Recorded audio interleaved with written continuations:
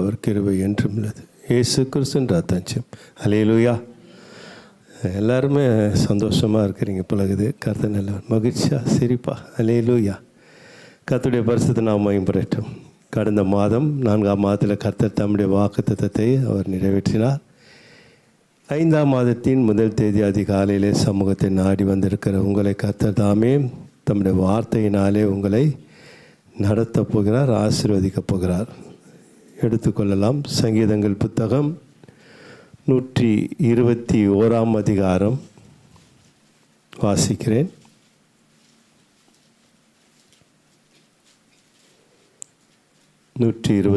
சங்கீதம் வாசிக்கிறேன் கர்த்தருடைய கிருபையினாலே. 7ஆம் வசனம். கர்த்தர் உன்னை எல்லா தீங்குக்கும் விலக்கி காப்பார், அவர் உன் ஆத்துமாவை காப்பார். கரங்களை தட்டி கர்த்தரை மகிமைப்படுத்துவோமா? ஸ்தோத்திரம், ஸ்தோத்திரம், ஸ்தோத்திரம். அப்பா பிதாவே, உம்முடைய நல்வார்த்தைகள் வாக்குத்தத்தங்களாக எங்கள் ஆத்துமாவை நிரப்பி இருப்பதற்காக ஸ்தோத்திரம். ஆண்டவரே, இந்த மாத்திரை தந்த வாக்குத்தத்தம் எங்கள் வாழ்நாட்கள் எல்லாம் அது நடத்த நிறைவேற்ற தாழ்த்தி போடுகிறோம். நீர் மாத்திரம் மகிமைப்படும். எல்லா துதி கன மகிமை எல்லாவற்றையும் பார்த்து வைக்கிறோம். நீரே மகிமைப்படும். இயேசு கிறிஸ்து நாமத்தில் பிதாவே, ஆமென். அல்லேலூயா. வாசிக்கலாமா?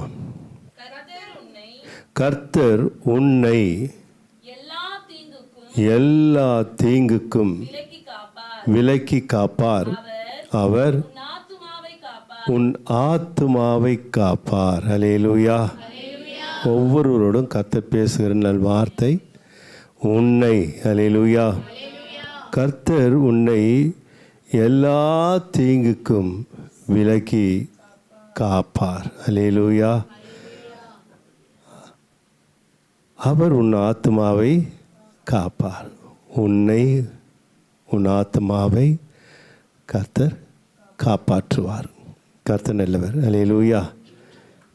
தீங்கு, கர்த்தர் ஸ்தோத்திரம். நமக்கு வாழ்க்கையில் வேதனைகள் பெருகும்போது அது ஒரு பெரிய தீங்கு. கர்த்தர் ஸ்தோத்திரம். அல்லேலூயா.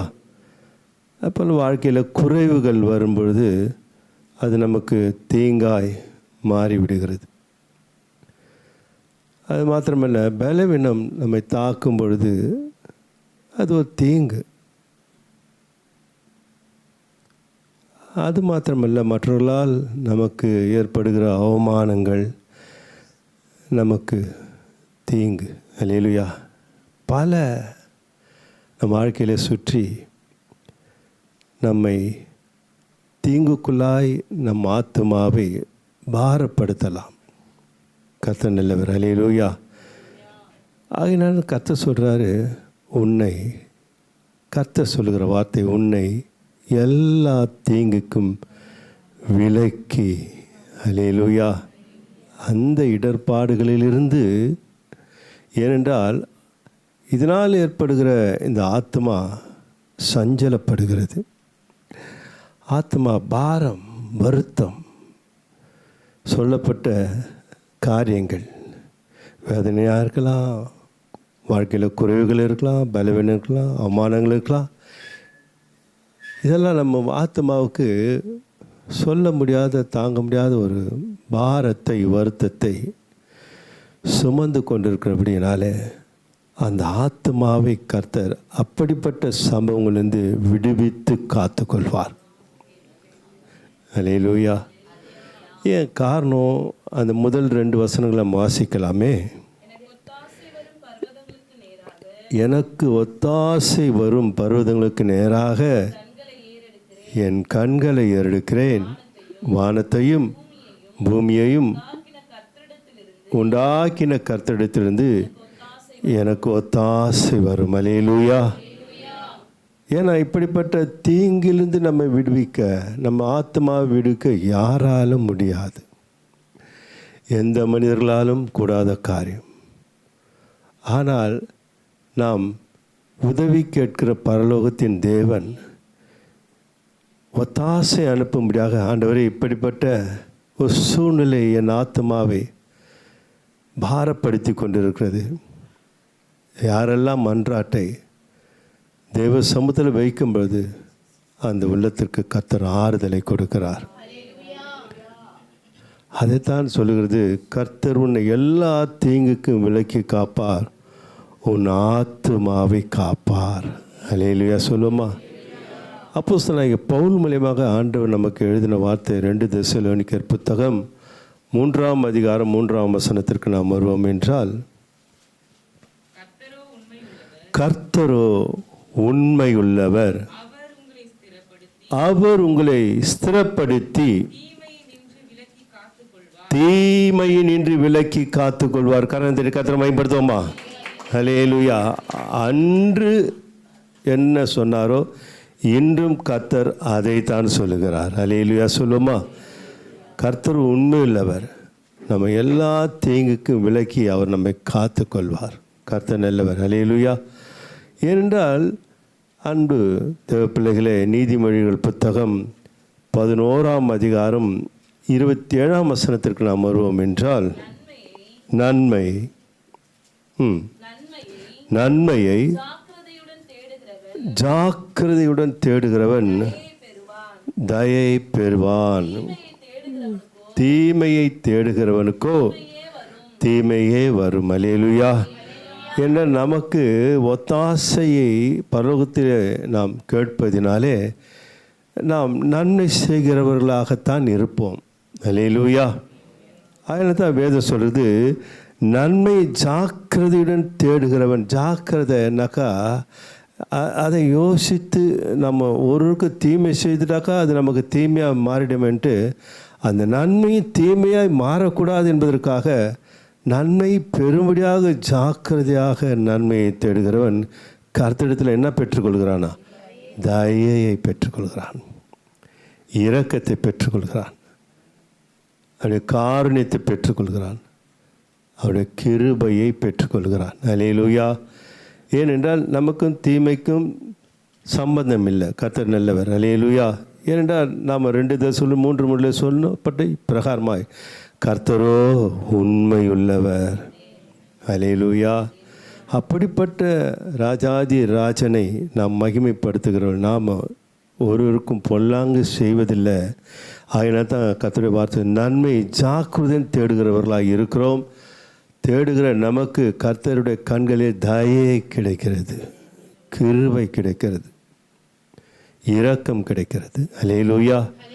ஏனென்றால் ஒரு சம்பவத்தை நம்ம பரிசுத்த வேதாமத்தில் நம்ம ஒரு பரிசுத்தவானை குறித்து பார்க்கும் பொழுது யாக்கோப்பை குறித்து நம்ம அதிகமாய் பார்க்கலாம். அல்லேலூயா. ஆதியாகம புத்தகம் 31ஆம் அதிகாரம் என்றால் நன்மையை தேடுகிறவன். கர்த்தர் ஸ்தோத்திரம். 7ஆம் வசனத்தை நாம் வாசிப்போம். உங்கள் தகப்பனோ என்னை வஞ்சித்து என் சம்பளத்தை 10 முறை மாற்றினான், ஆனாலும் அவன் எனக்கு தீங்கு செய்ய தேவன் அவனுக்கு இடம் கொடுக்கவில்லை. போதும். அல்லேலூயா சொல்லுவோமா? அல்லேலூயா.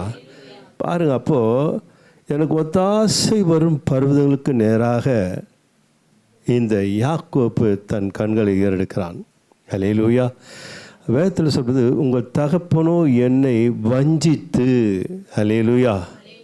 அப்போ பாருங்கள், அந்த ஆத்மா அந்த 14 வருடங்கள் எவ்வளவு தீங்கை தாங்கி இருக்கும் என்று யோசித்து பாருங்கள். ஏனென்றால் மனைவிகளுக்காக அவன் கூலி கொடாமல் 14 வருடங்கள் முதல் மனைவி கட்டி கொடுத்த லேயாளுக்காக 7 வருடம் ஏமாற்றினது வருத்தம் மாத்திரம் அல்ல, அந்த 7 வருடம் உழைத்து ராகேல் வேண்டுமென்றால் இன்னும் 7 வருடம் நீ உழைக்க வேண்டும் என்று அவன் ஏமாற்றினான். அதை வஞ்சித்து ஏமாற்றி இருக்கிறான். யாக்கோப்பு நன்மை செய்கிறவனாக இருக்கிற அப்படின்னா, உத்தமனாய் உண்மையுள்ளவனாக இருக்கிற அப்படின்னாலே செய்கிற அந்த தீங்கை அவன் தாங்கி கொண்டவனாக, அந்த ஏமாற்றுகிற காரியத்தை தாங்கி கொண்டவனாக பரலோக தேவனை நோக்கி பார்த்தான். அல்லேலூயா. அல்லேலூயா. வார்த்தை சொல்கிறது, வாசிக்கலாம். 8ஆம் வசனத்தை வாசிக்கலாம். புள்ளி உள்ளவைகள் உன் சம்பளமாய் இருக்கும் என்று அவன் சொன்னபோது ஆடுகள் எல்லாம் புள்ளி உள்ள குட்டிகளை போட்டது, கலப்பு நிறமானவைகள் உன் சம்பளமாய் இருக்கும் என்று அவன் சொன்னபோது ஆடுகள் எல்லாம் கலப்பு நிற குட்டிகளை போட்டது. இவ்விதமாய் தேவன் உங்கள் தகப்பனுடைய ஆடுகளை எடுத்து எனக்கு தந்தார். அல்லேலூயா. தர வேண்டிய எஜமா கொடுக்கல, ஆனால் பரலோக எஜமா அதிகமாய் கொடுத்தார். அல்லேலூயா. அந்த வஞ்சிக்கிற காரியத்தை கர்த்தர் மாற்றினார். யார் வஞ்சிக்கப்பட்டார்களோ, யார் வஞ்சித்தார்களோ, அல்லேலூயா, அவர்கள் தேவனால் வஞ்சிக்கப்பட்டார்கள். கர்த்தர் ஸ்தோத்திரம். ஏன் காரணம்? உன்னதமானவரின் மறைவில் இருக்கிறவன், அல்லேலூயா, சர்வ வல்லவருடைய தங்குகிறவன், எனக்கு ஒத்தாசை வரும் பருதும். எந்த காரியமாக இருந்தாலும் நாம் என்ன பண்ணுறோம்? தேவனை நோக்கி பார்க்கிறோம். அல்லேலூயா. பரலோக தேவனை எந்த சூழ்நிலை, எந்த வேதனைகள் இருந்தாலும், வருத்தங்கள் இருந்தாலும், போராட்டங்கள் இருந்தாலும், பிரச்சனை இருந்தாலும், அது மனதுக்கு சொல்ல முடியாத, தாங்க முடியாத ஒரு பாரத்தை கொடுக்குது. விடுவிக்க எந்த சூழ்நிலையில், ஆனால் சூழ்நிலையில் மாற்றுகிற பரலோகம் நமக்கு இருக்கிறது. அல்லேலூயா. எல்லா சூழ்நிலையும் மாறும். ஆண்டவரே, எனக்கு உதவிகள் எதிர்பார்த்த இடத்துல உதவி இல்லை, நான் நம்பினவர்களெல்லாம் என்னை வஞ்சித்தார்கள், ஏமாற்றினார்கள். 10 முறை சம்பளத்தை மாற்றுறாரு லாபான். அல்லேலூயா. யாக்கோப்பு பொறுத்து இருக்கார். கர்த்தர் ஸ்தோத்திரம். புள்ளியில் ஆடு தான் உனக்கு இந்த முறை அப்படின்னு சொல்கிறாரு. புள்ளியில் ஆடுகள் ஈனுவது ரொம்ப கடினம். தேவன் யாக்கோப்புக்கு அந்த ஞானத்தை கொடுத்து அவர்கள் தண்ணீர் அருந்தும் போது நிறைய விஷயங்கள் அங்கே இருக்கிறது. கர்த்தர் ஸ்தோத்திரம். அல்லேலூயா. தேவன் லாபானுடைய வார்த்தைகளை பொய்யாக்கி நிறைவேற முடியாத காரியத்தை நிறைவேற்றி, வேதம் சொல்கிறது, புல்லுள்ளவை உன் சம்பளமாக இருக்கும் என்று அவன் சொன்னபோது சரின்ட்டு போயிட்டான். பார்த்தா அந்த ஒரு 10 பேச்சுக்கு சொல்ல 10 ஆடு ஈணுகிறது என்றால் அதில் 7 ஆடுகள் புலியுள்ள ஆடுகளை மாறிடுது. 3 ஆடுகள் கலப்பு நிறமுள்ளவைகளாக மாறிவிடுகிறது. அல்லேலூயா. ஆனால் பொதுவாக பார்ப்போம்னா கலப்பு நிறமுள்ளவைகள் தான் அதிகமாக ஈனணும். ஆனால் கர்த்தர் அதை, இவன் செய்கிற செய்கைகளை கர்த்தர் அதை உருவாக்கி, அவள் தண்ணீர் அருந்தும்போது கொப்புகளை உரித்து தண்ணீர் போடும்போது, புளியும் பொழுது அவளுடைய அவயங்கள் எல்லாம் மாறி போகிறது. கர்த்தர் ஸ்தோத்திரம். அல்லேலூயா. அதனால் எதிர்பார்க்காத சம்பவத்தை அங்கே கர்த்தர் நடத்துகிறார். அந்த தீங்கை கர்த்தர் மாற்றுகிறார். அல்லேலூயா. அதே போல் என்ன இதுமாரி ஆடுதுன்னு சம்பளத்தை மாற்றுறார். உடனே மாமனார் உடனே சம்பளத்தை மாற்றுறார். புள்ளியில் எல்லாம் புள்ளியாக போடுத. இந்த முறை உனக்கு சம்பளம் கலப்பு நிறமுள்ளவைகள் உன் ஆடாக இருக்கணும்னு சொல்கிறார். ஏன்னா கலப்பு நிறம் கம்மியாக போடுது இல்லையா, அதனால் கம்மியாக போடுற ஆடு கலப்பு நிறமுள்ளவைகள் என்று சொல்கிறார். தேவன் எல்லாத்தையும் கவனிக்கிறார். அல்லேலூயா சொல்லுமா? அல்லேலூயா. உங்களை யாராவது ஏமாற்றி இருந்தால் கூட நீங்கள் கவலைப்படாதீங்க. கர்த்தர் அதை கவனிக்கிறார். அல்லேலூயா. வஞ்சிக்கிறான் யாக்கோப்பை, ஆனால் தேவன் அதை மாற்றுகிறார். கர்த்தர் சோதன் தேவனால் கூட காரியம் ஒன்றுமில்லை. ஆனால் அந்த முறை கலப்பு நிறமுறைகள் அதிகமாய் போடுகிறது. இதுமாரி 10 முறை சம்பளத்தை மாற்றுறார். 10 முறை கர்த்தர் யாக்கோப்புக்கு உதவி செய்கிறார். அல்லேலூயா. பாருங்கள் அன்பான மக்களே, 24ஆம் வசனத்தை நம்ம வாசிக்கலாம். அன்று ராத்திரி தேவன் சீரியா தேசத்தான் ஆகிய லாபானுக்கு சொப்பனத்தில் தோன்றி, நீ யாக்கோப்போடே நன்மையே அன்றி தீமை ஒன்றும் பேசாதபடிக்கு எச்சரிக்கையாயிரு. அல்லேலூயா. பாருங்க, கர்த்தர் சமூகத்தில் நாம் காத்திருக்கப்படும் பொழுது அவமானமாக இருக்கட்டும், பலவீனமாக இருக்கட்டும், குறைவாக இருக்கட்டும், வேதனையாகட்டும், எல்லாவற்றையும் கர்த்தர் மாற்றுவார். அப்படிப்பட்ட மந்தையிலேயே கர்த்தர் தம்முடைய கவனத்தை செலுத்துகிறார் என்றால், விசேஷமாய் அவருடைய சாயலில் படைக்கப்பட்ட நம்மளே எவ்வளோ கவனம் இருக்கும் பாருங்கள். கொஞ்சம் கர்த்தர் நல்லவர். அல்லேலூயா. எங்கே அவர் செயல்படணுமோ அங்கே உங்களுக்காக செயல்படுவார். இந்த மாதம் கர்த்தர் நல்லவர். அவர் கிருபை என்றும் உள்ளது. அல்லேலூயா. லாபானுடைய மனதில் கனவுல தோன்றி யாக்கோப்புக்கு எந்த தீங்கும் செய்யக்கூட ஜாக்கிரதைன்னு எச்சரிக்கிறார். பயந்து போகிறான் லாபான். அல்லேலூயா. அதனால் உங்களுக்கு எதிராக இருக்கிற வஞ்சிக்கிற எண்ணங்களை கர்த்தர் என்ன பண்ணுவார்? பலவீனப்படுத்துகிற மாதம். நீங்களோ பலவீனர்களாய் மாறுவீர்கள். அல்லேலூயா. யாக்கோப்பு வாழ்க்கையில் எல்லா தீமைகளும் நன்மையாய் கர்த்தர் மாற்றினார். அவன் ஆத்மா எவ்வளவு 14 வருடம் அல்ல 20 வருடம் உழைத்து அந்த 14 வருடம் வஞ்சித்து அந்த 15ஆம் வருடத்திலிருந்து சம்பளத்தை இப்படி மாற்றி மாற்றி மாற்றி அவன் கொடுத்து கொண்டு இருப்பதை கர்த்தர் மாற்றி மாற்றி யாக்கோப்பை பெரிய ஜாதியாய் மாற்றினார் ஆசீர்வாதத்தில். அல்லேலூயா, அல்லேலூயா. நம்மை கூட தேவன் நடத்துவார். அல்லேலூயா. எல்லா தீங்குக்கும் விலக்கி காப்பார். நீங்கள் உன்னதமானவர் நோக்கி பார்க்கணும். எனக்கு உதவி அங்கே தான் வரணும் ஆண்டவரே. யார் உதவி எனக்கு? விருதாண்டவரே, உம்முடைய உதவிதான் வேண்டும் என்று யாரெல்லாம் இருக்க 2 கரங்களை உயர்த்துகிறீர்களோ நிச்சயமாக வானத்தையும் பூமியும் உண்டாக்கின கர்த்தரிடத்திலிருந்து உங்களுக்கு என்ன வரும்?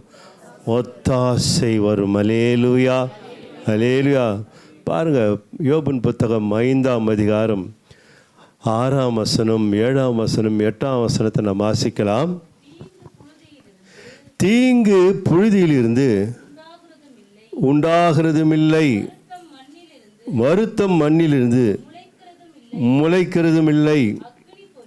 அக்கினி பொறிகள் மேலே பறக்கிறது போல மனுஷன் வருத்தம் அனுபவிக்க பிறந்திருக்கிறான். ஆனாலும் நான் தேவனை நாடி என் நியாயத்தை தேவனிடத்தில் ஒப்புவிப்பேன். அல்லேலூயா சொல்லுவோமா? அல்லேலூயா. நியாயம் இங்கே எழுதப்பட்டிருக்குது. ஆனாலும் அல்லேலூயா, மனுஷன் வருத்தம் அனுபவிக்க பிறந்திருக்கிறான். அல்லேலூயா. எல்லா மனுஷருக்கும் வருத்தம் இருக்குது, யாருக்கும் வருத்தம் இல்லைன்னு சொல்ல முடியாது. ஆனால் அந்த வருத்தம் எங்கேருந்து வருது, எப்படி வருது நமக்கு தெரியாது. சொல்லிவிட்டு வருவதும் இல்லை. கர்த்தர் சொல்லுதான் அதெல்லாம் எழுதுகிறாரு 6ஆம் வசனம். தீங்கு புழுதியிலிருந்து உண்டாகுகிறதும் இல்லை, வருத்தம் மண்ணிலிருந்து முளைக்கிறதும் இல்லை. அக்கினி பொறிகள் மேலே பறக்கிறது போல மனுஷன் வருத்தம் அனுபவிக்க பிறந்திருக்கிறான். ஆனாலும் அல்லேலூயா சொல்லுவோமா? இவ்வளவு நடந்தாலும் ஆனாலும் நான் தேவனை நாடி என் நியாயத்தை தேவனிடத்தில் ஒப்புவிப்பேன். அல்லேலூயா, அல்லேலூயா. நம்ம கூட சில வேலை நம்மளை யாராவது குற்றம் படுத்திட்டாங்க, இல்லை நம்ம மேலே தவறாக நினச்சிட்டாங்க, இல்லை முகத்துக்கு நேராக பேசிட்டாங்க. ஆனால் நாம் எந்த தவறும் செய்யலைன்னு நம்ம என்ன பண்ணுவோம்? மற்றவர்கிட்ட சொல்ல முடிஞ்சால் சொல்லுவோம். ஆனால் நம்ம எங்கே போவோம்? நம்ம நேராக தேவ சமூகத்தை நாடுவோம். அல்லேலூயா. குற்றமற்ற என் வாழ்க்கையில் குற்றத்தை சுமத்துகிற அவர்கள் ஆண்டவரே அந்த நினைப்பை அவர் உள்ளத்திலிருந்து மாற்றுங்கப்பா. அல்லேலூயா, அல்லேலூயா. அந்த ஜபம் இங்கே துமனியாகிய அந்த சகோதரன் யோபுடைய நண்பன் சொல்லிக் கொடுக்குற ஒரு ஜபம் கர்த்தர். ஆனாலும் நானோ அல்லேலூயா, அல்லேலூயா, தேவனை நாடி என் நியாயத்தை தேவனிடத்தில் ஒப்புவிப்பேன். தீங்கு, அப்படிப்பட்ட ஒரு தீங்கு, அந்த தீங்கை அங்கே தான் கொண்டு போய் கொடுக்க முடியும். நாம் ஆண்டவர் சமூகத்தை தான். நமக்கு தீங்குனாக்கா ஒரு வாரத்தில் தீங்குன்னு எழுதிட்டார் ஆண்டவர். அந்த தீங்குக்குள்ளே எவ்வளோ விஷயங்கள் இருக்கிறது. நீ எது நமக்கு வேண்டப்படாத சம்பவங்கள் எது நடந்தாலும் சரி, அவையெல்லாம் ஒரே வரியில் தீங்கு என்று முடித்து விடலாம். அல்லேலூயா. நம்ம ஆத்மாவுக்கு வருத்தத்தை கொடுக்கிற தீங்கு, பாரப்பட்டு சுமக்கிற வார்த்தை, அவைகள் எல்லாம் அன்பு பிள்ளைகளே, அது நம்ம பார்க்க போனால் யாபேசுன்ற வாழ்க்கையில் பார்க்கலாம்.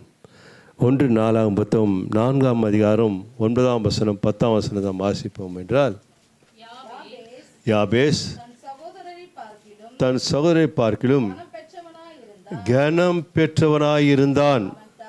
அவன் தாய் நான் துக்கத்தோடு அவனை பெற்றேன் என்று சொல்லி அவனுக்கு யாபேஸ் என்று பெயரிட்டால்.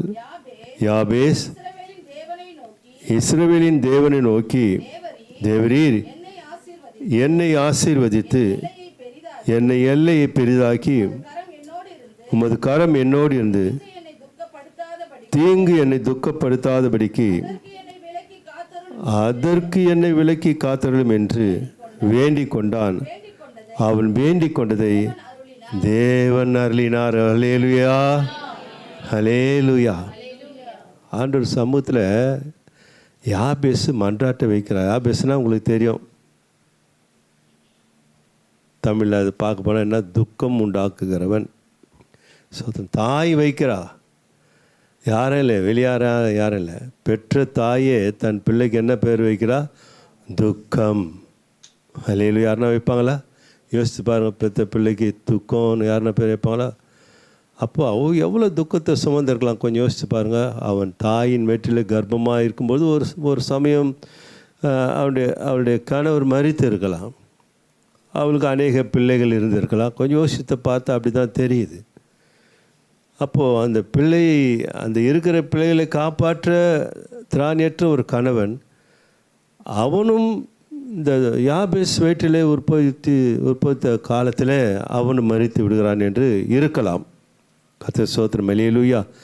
அந்த அவளுக்குள்ளாக இருக்கிற அந்த வருத்தம், அந்த குழந்தைக்கு துக்கம் பிறப்பிக்கிறவன், துக்கம் துக்கமாய் பிறந்தவன். ஹல்லேலூயா. துக்கம் என்று பெயர் வைக்கிறான். அவனுக்கு சின்ன வயசில் தெரியாது, 5 வயது 6 வயது எல்லாம் துக்கம்னா என்னன்னு தெரியாது. வளர வளர அந்த பொருளை அவன் அறிந்து மனது ரொம்ப வேதனைப்படுது. அந்த சொல் அவனுக்கு தீங்காய் இருக்கிறது. கர்த்தர் ஸ்தோத்திரம், ஹல்லேலூயா.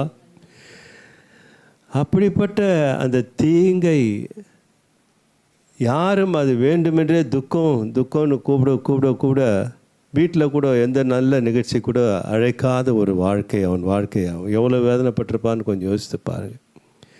ஆனால் அவன் சொந்த சகோதரர்களெல்லாம் நல்ல வாழ்க்கையில் பெரியவர்களாய் வளர்ந்து பெரிய ஒரு வாழ்க்கையில் அமையும் போது, ஆனால் இவன் வாழ்க்கையோ ஒன்றுமில்லாத தரமற்ற ஒரு வாழ்க்கையில் வாழ்ந்து கொண்டிருந்தான். அப்போது அவனுடைய தாயிடத்தில் அவன் போய் கேட்க, அம்மா எனக்கு இந்த பெயரை வைத்தாய். ஹல்லேலூயா. அந்த தாயாருக்கு ஒன்றும் சொல்ல முடியலை. இந்த பேரை எப்படிமா நான் மாற்றுறது, யார் மாற்றுறது அப்படின்னு. அப்போ அந்த தாய் சொல்லுகிறாள், நீ தேவனை நோக்கி மண்டியிடு. ஹல்லேலூயா. எல்லாவற்றையும் கர்த்தர் மாற்றுவார். தேவத்தில் விண்ணப்பத்தை வை. ஹல்லேலூயா. தேவத்தில் தெரிவி. கர்த்தர் ஸ்தோத்திரம், ஹல்லேலூயா.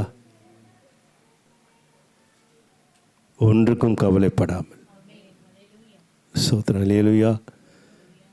ஆனால் கவலை யாபேஸுக்கு. எல்லாரும் கூப்பிடுறது அவனு என்னது? துக்கம். துக்கம் இங்கே வாடா, துக்கம் அங்கே போடா, துக்கம். ஹல்லேலூயா. அவன் கவலைப்படாமல் தேவ சமூகத்தை நாடினான். ஒன்றுக்கும் கவலைப்படாமல் எல்லாவற்றையும் ஸ்தோத்திரத்தோடு கூட ஜபத்தினாலும் வேண்டுதினாலும் தேவனுக்கு தெரியப்படுத்துங்கள். இதைத்தான் தாய் சொல்லிக் கொடுக்குறா. ஹல்லேலூயா. அதில் தான் வசனம் 9ஆம் வசனம் சொல்லுது, யாபேஸ் தன் சகோதரை பார்க்கலும் கனம் பெற்றவனாய் இருந்தான். ஹல்லேலூயா, ஹல்லேலூயா. காரணம் தான் 10ஆம் வசனம். கனவீனமான ஒரு வாழ்க்கையிலே இருந்த அவன் உதவி வரும் ஒத்தாசை வரும் பரலோக தேவனை நோக்கி அவன் முறையிடுறான். என்ன சொல்கிறானாக்கா, தீங்கு என்னை துக்கப்படுத்தாதபடிக்கு அதற்கு என்னை விலக்கி காத்தரலும். அந்த தீங்கு அவன் என்ன பண்ணான்? துக்கமுள்ளவனாய் வாழ்க்கையை வைத்திருந்தது. ஹல்லேலூயா, ஹல்லேலூயா. துக்கமுள்ள ஒரு வாழ்க்கை. இப்போது அருமை மகள் ஜெபிக்கும் பொழுது கவனிச்சிங்க, அன்னாள் வாழ்க்கையில் இதேமாரி தான் நிறைய சம்பவங்கள் பார்க்குறோம். கணவனை தவிர மற்றவர்கள் எல்லாருமே அவளை என்ன பண்ணாங்க? மனதுக்கு வேதனை அளிப்பது போல துக்கத்தை அவள் செவி வழியாக கேட்க முடியாத அந்த தீங்கு அவளை மாற்ற முடியாத ஒரு வாழ்க்கையாக இருந்தது. கர்த்தர் ஸ்தோத்திரம். கடைசியில் எங்கே போகிறா அவன் நம்ம பார்த்தோம் வேதத்தில், தேவனுடைய சமூகத்தில் போகிறான். ஹல்லேலூயா. தேவ சமூகத்தில் என்ன பண்ணுறானா, இருதயத்தில் இருக்கிற பாரத்தை எல்லாம் அவர் பாதத்தில் வைத்து விடுகிறார், ஊற்றி விடுகிறார். கர்த்தர் எல்லாம் பாரத்தையும் எடுத்து போடுறார், எல்லாம் தீங்கை விலக்கினார். அவன் ஆத்மா இளைப்பாறுதல் பெற்றது. அவள் துக்க முகமாக இருந்ததே இல்லை. ஹல்லேலூயா சொல்லுவோமா? நம்ம நாட வேண்டிய ஒரு சமூகம், துக்க முகமாக இல்லாத ஒரு வாழ்க்கை. அல்லேலூயா. அவர் சமூகத்துக்கு வந்துட்டோம்னாக்கா நிச்சயமாக அவர் நம்ம எல்லா தீங்குக்கும் விலக்கி காப்பார்.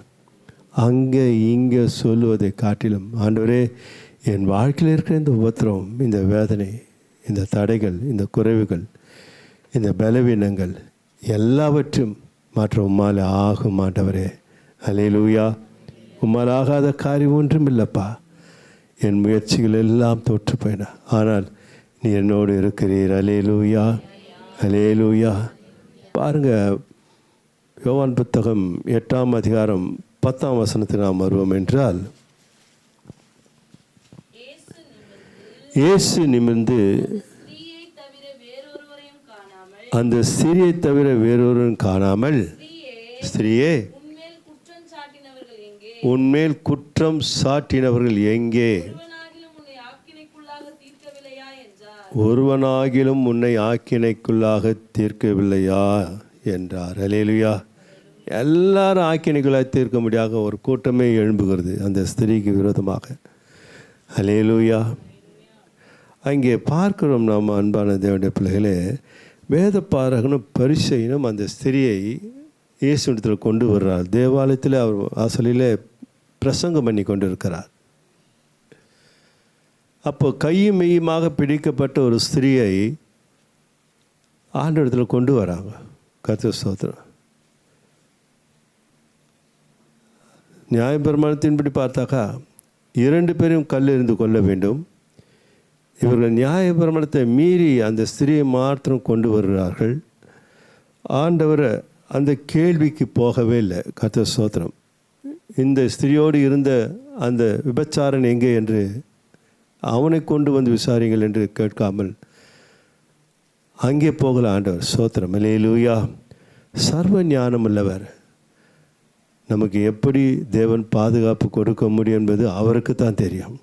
அல்லேலூயா. அப்படிப்பட்ட ஒரு தீங்கு எல்லோரும் கையிலே கல் எடுத்து அவரை கல்லெறிந்து கொள்ள வேண்டும் என்று ஆண்டவரிடத்தில் கொண்டு வந்து இவருடைய தீர்மானத்தை ஆண்டவரிடத்தில் கொடுக்கிறார்கள். கர்த்தர் ஸ்தோத்திரம். அல்லேலூயா. தேவன் ஒரு தீர்மானத்தை எடுக்கிறார். கர்த்தர் நல்லவர், அவர் கிருபை என்றும் உள்ளது. நம் வாழ்க்கையில் கூட சொல்லப்பட்ட பிரகாரமாய் பல தீங்குகள் நம்மை சுற்றி இருக்கலாம். நம்மை தீர்மானிக்கிறவர்கள் நிறைய பேர் இருக்கலாம். கர்த்தர் நல்லவர், அவர் கிருபை என்றும் உள்ளது. ஆனால் தீர்மானம் எடுக்கிற ஒரு கரத்தில் நாம் ஒப்பு கொடுப்போம் என்றால் அவர் விருப்பம் நமக்கு தீமையை நன்மையாய் மாற்றுவார். அல்லேலூயா. இப்படிப்பட்ட வேதனையான ஒரு வாழ்க்கை, அவள் ஜீவன் போகிற ஒரு சூழ்நிலை, காப்பாற்ற யாராலும் முடியாது. அவ்வளோதான், கடைசி ஸ்டேஜ் அவ்வளோது. கல்லறி வேண்டிய தீர்ப்பை எதிர்பார்க்கிறார்கள் ஆண்டவரிடத்தில். ஆண்டவர் ஆமாம், மோசேயுடைய பிரமாணத்தின்படி அவளை கல்லெறிந்து கொல்ல வேண்டும் என்று சொல்லியிருப்பார் என்றால் நிச்சயமாக இவர் அன்பை போதிக்கிறவர் கல்லெறிந்து கொள்ள வேண்டும் என்று இவர் மேல் குற்றம் சாட்டுவார்கள்.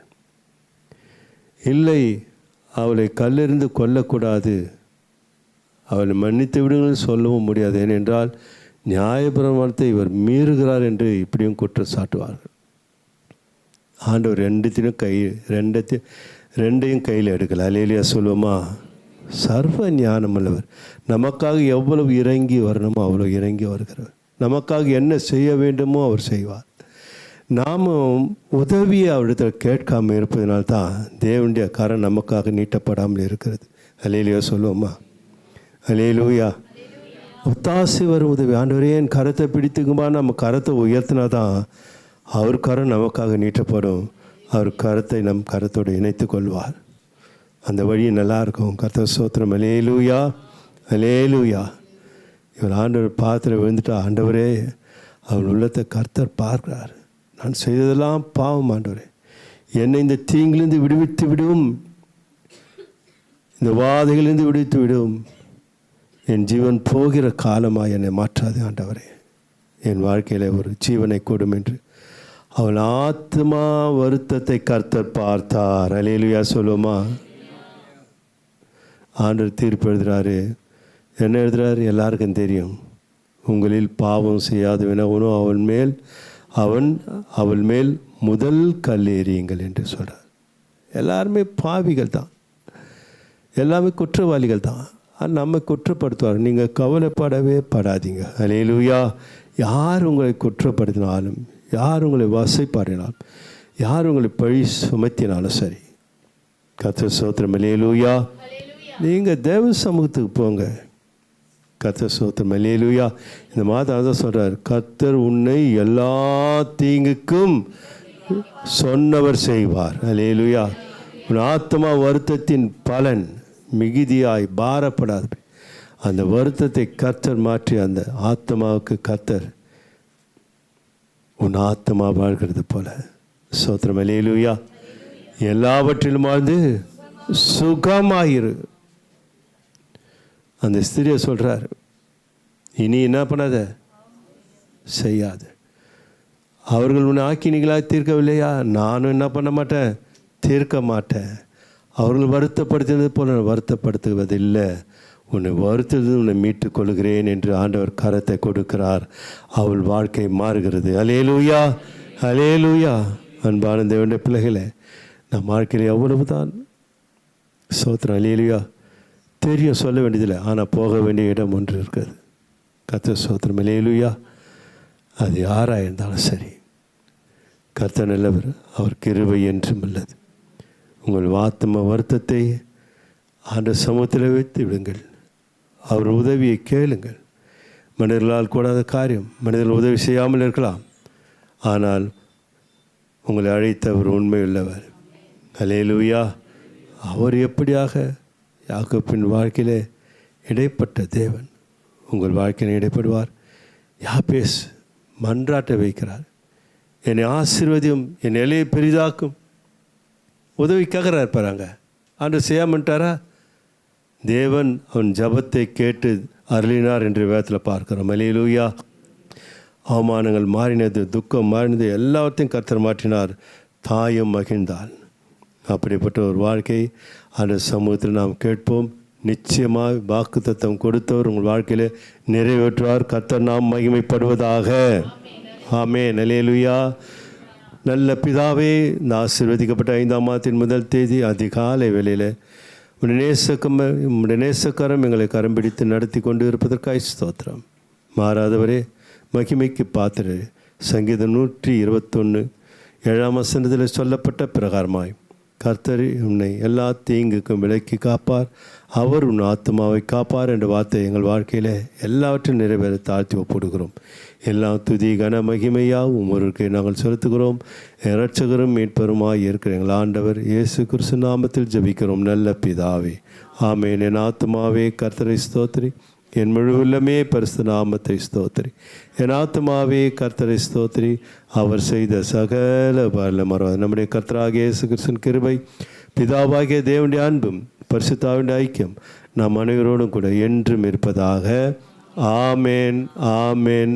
ஆமேன். அல்லேலூயா. கர்த்தர் உங்களோடு